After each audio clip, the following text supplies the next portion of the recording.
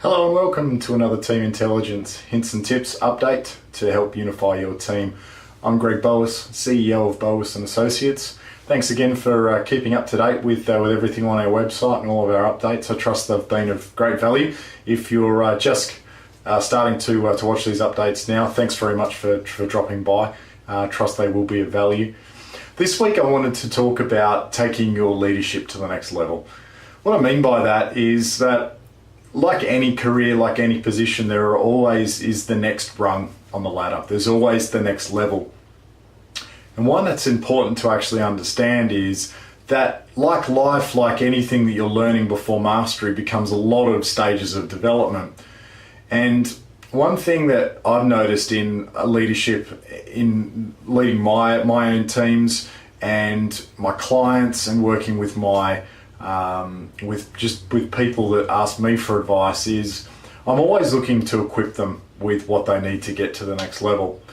Now, various leadership experts around the world, Brian Tracy, John Maxwell, they're all big believers in sort of instilling your knowledge into your team so they can become better versions of themselves. And in fact, it was one thing I was reminded about recently that John Maxwell said: the way to increase your results as a leader is dependent on whether your team is following you or whether you're actually creating a team of leaders.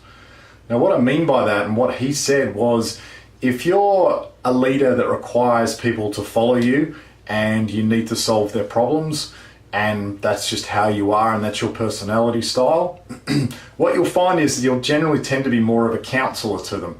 You'll be the one that they turn to, and you'll find that you'll have less time to actually develop other things, develop new products, to develop the team, develop yourself, and to increase the results. And he said that only increases the results of the team by adding, because there's only so much you can do. It reminds me, actually, one of my mentors runs a very successful training organization. And when she started that organization, there was one process that she focused on.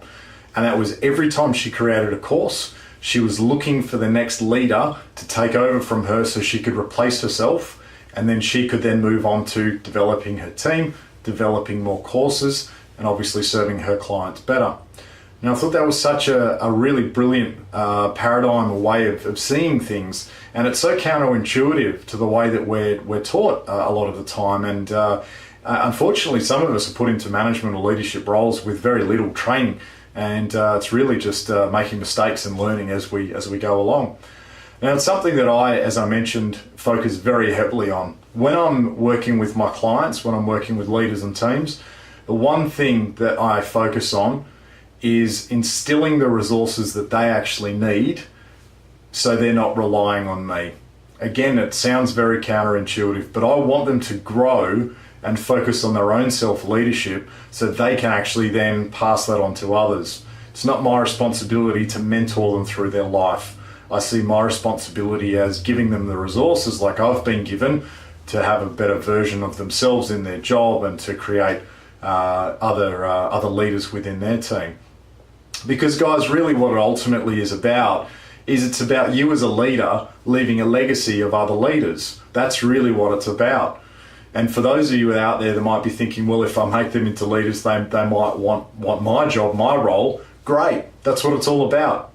Because really, true leaders will be looking at constant development, and they'll always be looking at what's the next level for them. So by them bringing up their leaders, they can replace themselves, they can get to a new level of leadership, and the process starts again.